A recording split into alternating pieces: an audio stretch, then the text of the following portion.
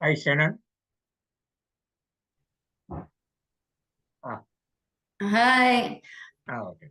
All right. Recording in progress. Good afternoon, everybody. Thank you for joining. Just in the interest of time, I am going to hand it right over to Minister Sarkaria to get us started with some opening words.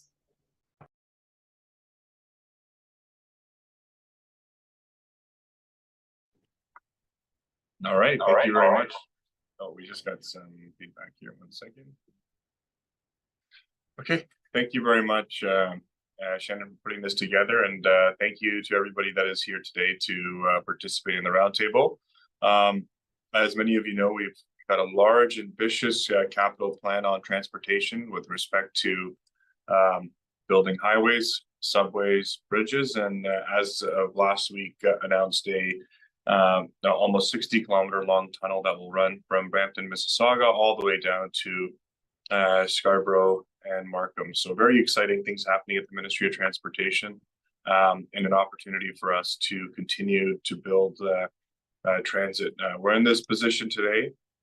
All the gridlock, we see traffic has increased so much, but we're in this position because previous governments never built highways, never built infrastructure, never built the roads that we needed to use. And so Premier Doug Ford, whether it be subways, public transit, whether it be the Highway 413 Bradford bypass, we are going full steam ahead in getting those built. So thank you to all of you for joining, and I'm happy to turn it back over to Shannon to moderate our discussion today.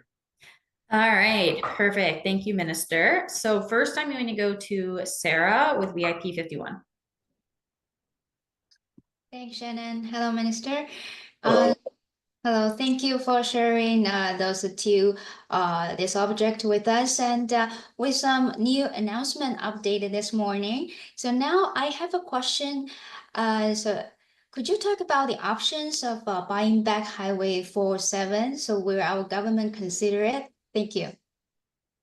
Yeah, thank you very much for the question. As the Premier said this morning at our press conference, we look at all options. We've considered, when it was the time to build a 413, the option of the 407. We know that there's a huge demand for new highways. What we've seen in Canada, specifically in Ontario, is huge population growth. Previous governments didn't build highways, they didn't build transit, and now we have gridlock everywhere. And we see that the population continues to grow across the province. And we need to make sure that we build more infrastructure. Irrespective, if we do absolutely nothing, do the status quo, every highway in this province, whether it be 407 or whether it be any of the other 400 series highways, they will be at full capacity. That's why we have to build the 413. That's why we have to build the tunnel. And this is why we'll continue to examine even more options when it comes to easing gridlock. Okay, thank you. Thank you. All right, thank you. Next, I'm going to go to Nitin at Prime Asia. Thank you, Shannon. Thank you. Good morning, Minister Sarkaria. Good morning. How are you?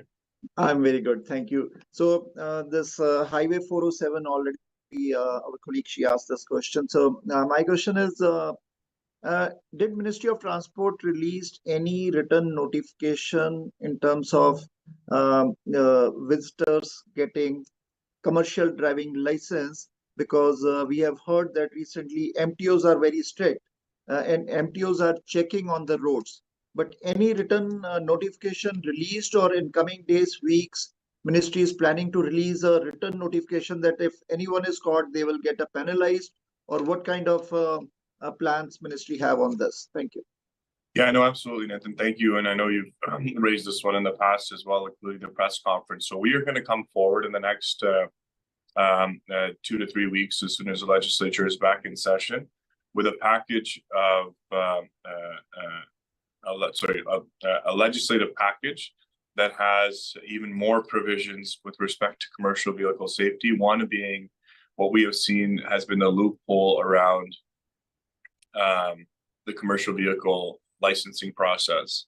So for the past year, I've had the opportunity, whether it be with you or other trucking associations and those in the industry, talking about this issue and the challenges it creates for the drivers and also some of the bad actors on the road.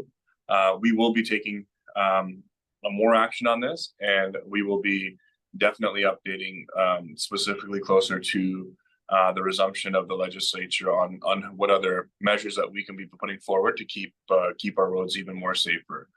So we know we need to continue to work on that, and also continue to ensure that the right people have it. We have definitely picked up enforcement. We have a lot more enforcement vehicles on the ground. We've hired many more enforcement officers. We've invested, just in the north, $30 million on a new scale facility in Shunya, right out of Thunder Bay, to protect and monitor trucks there. Just last week, we ran a big blitz on Highway 50, close to Peel Region in Caledon, Brampton, on taking trucks off the road that were non-compliant. And so anybody caught, anyone driving illegally, will be suspended on roadside, taken away on roadside, and ensure that even more penalties are put forward there to support the industry. Okay, thank you. Next, I'm going to go to Hamreen with Punjab TV. Pleasant afternoon, everybody. Minister, with this announcement, with this new project that's forthcoming in the future, can you quote any benefits that the residents or Ontarians will be able to see with this? Because we have heard there's a lot of criticism regarding this project as well, and there are many who believe that this project is basically going to benefit the real estate developers. So can you quote some main benefits that will be attached to it? Yeah, so if the main benefit is that people who are experiencing record gridlock every single day, gridlock is getting worse. We're spending more time getting to and from work or to your family. And what we need to do is we need to make sure that we give people better options to travel. What you have seen is, the previous Liberal government didn't build new highways. They didn't build public transit, and they did nothing from an infrastructure perspective to prepare us. On top of that, you have a federal government that has increased immigration to higher levels than anyone has expected. And so this unplanned growth has created a lot of challenges. And because of that, we see the issues that we have here today. So tunneling under the 401 is one of those key measures that we think can really help support, save some of that time that people are stuck in gridlock with. But I also think because it's underground and it's going to be under the 401, someone like the Liberal leader, Bonnie Crombie, is really stretching when she's saying that this is going to benefit anybody other than people who are driving, because it's going to be under the existing 401 highway. They have no plan. The Liberals have no plan. The NDP have no plan. They said they're going to cancel the 413, that they're going to cancel other highways. They just want the status quo. Premier Ford's about getting shovels in the ground and getting ready to build for the future. All right, thank you. Next, I'm going to go to Bill with Greca TV. Thank you, Shannon. Minister, I know that the government is spending some 100 billion to solve this gridlock problem. And I know that he's announced that the government has not reached a final decision whether to buy the toll highway or to proceed with the tunneled highway under the 401. My question is that based on the criticism from the opposition, according to an opinion they received from a U of T professor who characterized the tunnel as an outdated option that will create more gridlock. What is your opinion on that? Thank you very much, Bill, for that question. I absolutely disagree with that. When we said we want to build a new highway, the Liberals and NDP said that's going to create more gridlock. It just isn't the case. When we say we want to build this new tunnel, they say it's going to create more gridlock. We're giving more people options to travel. We're giving more people options Whether you look at public transit, where we're investing 70 billion in 10 years, or whether you look at highways and roads, where we're investing 30 billion over the next 10 years. So it's a total of $100 billion in 10 years being spent on government projects to support infrastructure, roads, highways, bridges, and trains. All of those are aimed at ensuring that we build for the next generation, 5, 10, 15, 30, 50 years from now, that people can continue to use these roads in a way which allows them to travel. If we just look at the 401, in the next 20 years, travel times are going to double. Population continues to grow, people continue to drive, and people are going to continue using that highway. Especially if you're talking about businesses. Businesses need the highways to get their goods from Windsor all the way down to Cornwall. The 401 is an economic corridor, and we need these highways to be there for better jobs and to support measures across the province. So, when we look at what the opposition is saying, it's pretty much the same as everything else. It's no to everything. It's no to building. It's no to highways, no to subways, no to transit, no to housing. And Premier Ford's somebody who wants to get things done and start building, like we did on the Ontario line today, and like we announced last week with the tunnel idea. Thank All you. right, thank you. Next, I'm going to go to Manan with Road Today. Thank you, Shannon, and good afternoon, Minister. It's always good to see you, and thank you for making all those big announcements. My question is related to the Highway 401 tunneling project. In the past, we have seen, Minister, that many of our key infrastructure projects have been stuck with environmental assessment and the concerns related to that. Even the political gridlock has caused a lot of these projects to be derailed, especially the Highway 413, if we look at the immediate recent history. So how do you see this upcoming feasibility study going ahead, looking at the political landscape, because there is a lot of opposition from the other political parties? Thank you. Yeah, man, thank you so much. It's a great question. Unfortunately, you're right. When it comes to other governments, other parties, they choose the option of not to build. They choose the option of status quo. We saw that happen, you're right, on the 413 for 3 years. They stalled progress on the 413 because of an environmental assessment. Even though we've done a study, the route for almost 20 years now, it's been on the books. Those are all politically motivated decisions by parties. I think the federal government realized they made the wrong decision by interfering on the 413, given how popular it was, and they dropped it. I think if you look at the 401 right now, the 401 is one of the most congested and busiest highways today in all of North America. You got LA that might be competitive and how much more traffic they have. You got cities like New York, but traffic is getting really bad in the GTA, and it's because previous governments didn't build for the future. And so this is a very, very important project. And it's about thinking more than just 4 years. It's about making sure we think we're 20 years ahead, 50 years ahead, 100 years ahead to build up for the future. And we know in the next 10 years, all of our highways are going to be at capacity. We need more highways. We need new highways.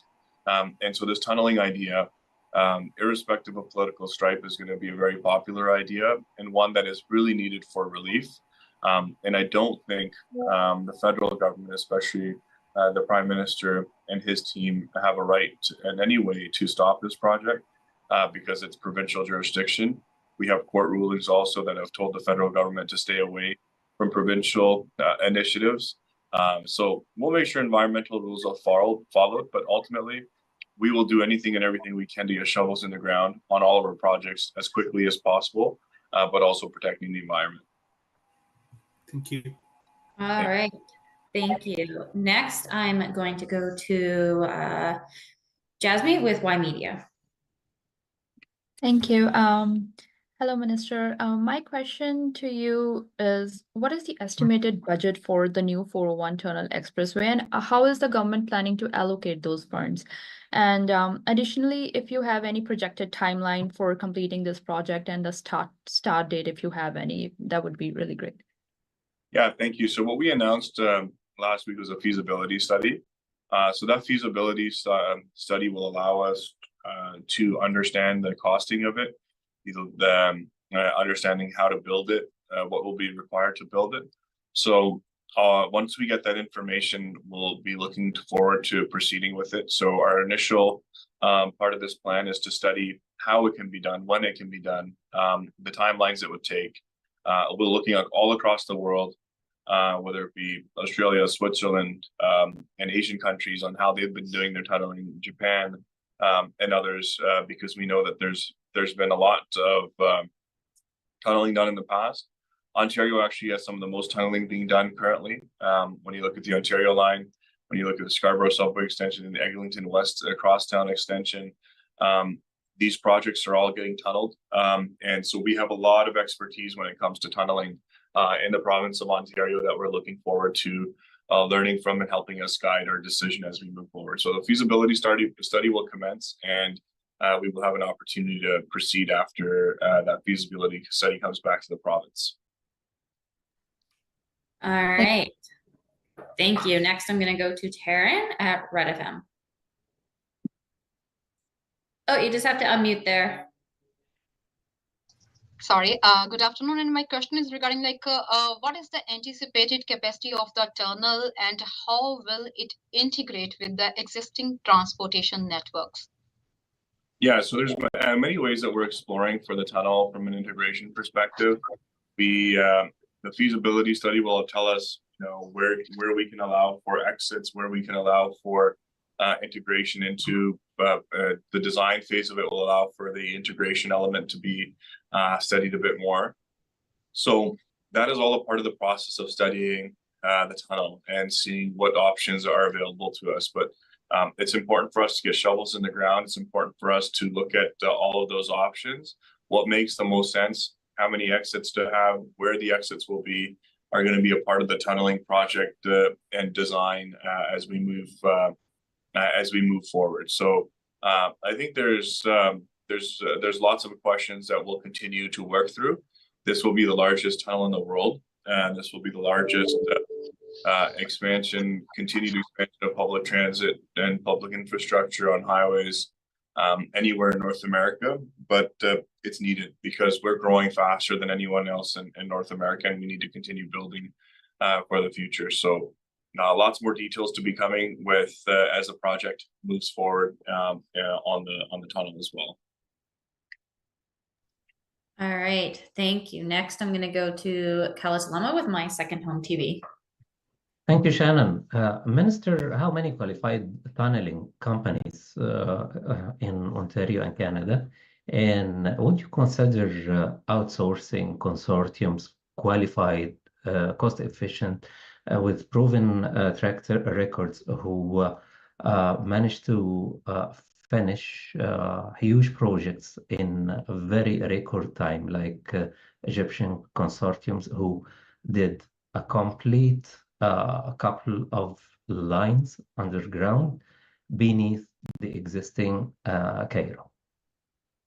Oh, that's a very good suggestion.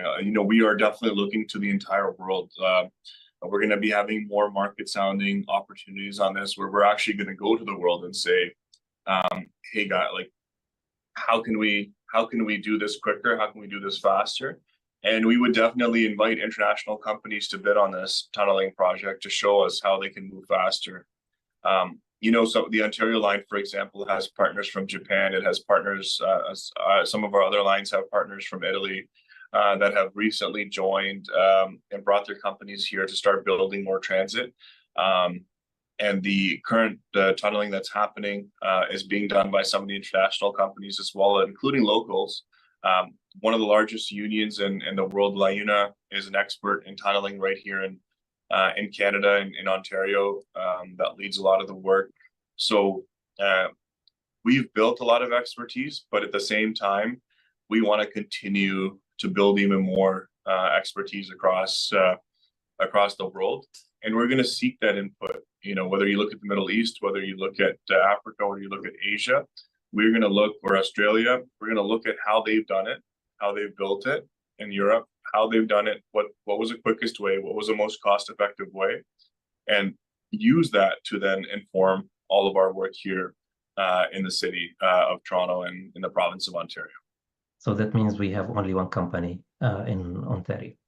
No, right now we have multiple companies tunneling in Ontario. We have the Scarborough subway extension. That's a company, that Strawberry, that's tunneling. On Eglinton West, the consortium, they're also tunneling. On the Ontario line, we're also tunneling through a different company. So we've got 3 different tunneling projects that are actually occurring right now as we speak. And you have a separate union that also is experts in tunneling. But anything associated with Eglinton, I believe, should be disqualified. Yeah, the Eglinton West extension, which is a different project than the crosstown. So you might be confused. That's the other part of the project. So second project. Thank you. All right, thank you. Next, I'm going to go, I think this is the last question, unless I've missed anybody, raise your hand. But next I'm going to go to Lincoln with Share Newspaper. Good afternoon, Minister. My question has to do with the ongoing transit expansion, Metrolinx. Some people are questioning, why don't we put emphasis and try to complete this project, which has been going for more than 30 years, which will help with moving hundreds of thousands of people every day? Why divert attention to building a tunnel while we haven't been able to finish the subway expansion, as I said, which will benefit hundreds of thousands of dollars, hundreds of thousands of people? What's your response to that in terms of getting that subway expansion finished before we move on to digging tunnels? So I think that's a great question. Like, thank you for that. I think this is the problem that has been created and why we're in this position. Government stopped building. What you saw previously was, the Liberal government. You can't name a single transit project that the previous Liberal government did in 15 years. We have started construction and started moving on a historic $70 billion expansion of public transit. So we have more money being put into public transit just in Ontario since the Premier's been elected than any other place in North America, probably even the world, if you look at it. So Brampton, Mississauga is getting an LRT. Hamilton's getting an LRT. The Crosstown West extension, which is going all the way into Mississauga. We've got the Ontario line. We've got the Scarborough subway extension. And then we've got the Finch West LRT. These are all projects that are undergoing, that are going to open to the public. But that doesn't mean we can't start on new projects and look at other projects to fund, because we will never stop building as a province. If we stop building, we will lose out on huge progress, on huge opportunity. And the population is growing so quickly that we need to continue building. So when we look at ideas like tunneling, this isn't about the next 2 years or 3 years. This is about the next 50 years, next 100 years. And that's what we need to consume ourselves with as government. Too many times, which we saw with the previous Liberal government, all they wanted to do was look at 4-year election cycles. All of the projects that we are doing, the Ontario line, the Scarborough subway extension, these are projects that are going to take years, that are going to go beyond our mandates. But it was Premier Doug Ford who got the shovel in the ground, started building, and made sure that for the future, people will have transit. The Ontario line, once it opens, will have 400,000 people on its subway every single day. And the fact is that the Liberals opposed it, the NDP opposed it, and said they shouldn't be built. 5 years ago, when we announced that, almost every single person, whether it was reporters, whether it was media, or whether it was others, told us no way that anybody can build the Ontario line, no way anybody could build the Finch West, nobody thought we could build the Scarborough subway extension.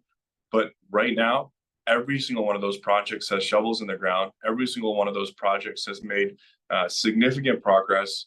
And today we marked another milestone on the Ontario line where we're building the elevated guideways that will help support the trains over the Don Valley Parkway, or Don Valley, and other areas across Toronto as well. So significant progress has been made. No one's investing more in public transit than our government, and we're going to continue building and never put the shovels down.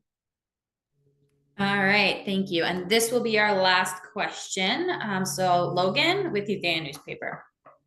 Yes, Minister, I just went through the news release about Ontario exploring feasibility of new highway 401. I went through that and I couldn't see what is the length of the tunnel. Yeah, the provinces. Yeah. And other question is about 407 because our colleague Sarah raised this question about 407. If the government is going to buy the 407, if the government is going to buy, I have a question for that. If it is not going to buy, is okay. So the first question, yeah, I will listen to the answer. I will. The first question, the length. Oh, the length. Sorry, the length. The length. Yeah. So that's approximately 60 kilometers from the Brampton, Mississauga side, all the way down to Scarborough, Markham area would be about 60 kilometers. Okay. And the second question was on the feasibility. We look at all opportunities. When we're looking at gridlock relief, that means new highways, tunneling, and as the Premier said today, we're looking at opportunities to continue expanding that and seeing what other opportunities might be available, whether it be building even more transit lines, more highways, or pursuing the purchase of other highways as well. I have one more question. Sarah, you have time for a few seconds? Yeah, very quickly. Yeah. About the 407, why I want to ask, I have asked many politicians, our MPP in Scarborough, why the Ministry of Transportation is functioning as a collection agency for the 407 billing. Oh, so it's not the ministry directly, but through Service Ontario, I think is what you're referring to, right? Unfortunately, that's how the contract was written, and that's how it's kind of been. And that was a decision that predated our government, but I totally understand the frustration around that. That's why our government has removed tolls on the 412, 418. We've promised to never toll a single highway in this province ever again. Underground tunnel will also be toll-free. 413 will also be toll-free. And that's also why we removed stickers off of the vehicles at $120 for whether it's a truck or a car. So totally understand, Logan, on your the frustration there, but it's about making sure that we relieve people as much as possible from costs across this province, especially drivers, and the Premier is committed to doing that. All right, thank you. So I will just actually pass it back to the minister if you have any final words, and then we will wrap up for the afternoon. Yeah, thanks, Sarah. I really appreciate it. It's been a great opportunity to speak with all of you, and it's been a great opportunity to have this discussion. And please feel free to reach out at any time to myself, to Sarah, to my press sec, Dakota. We're always interested in making sure that we can answer all of your questions. If you have any follow-ups, please let myself or Sarah know at any time. So thank you so much, everyone, for being here today. Thank you for your time, and I look forward to seeing you again. Thank you, Minister. All right, thank you.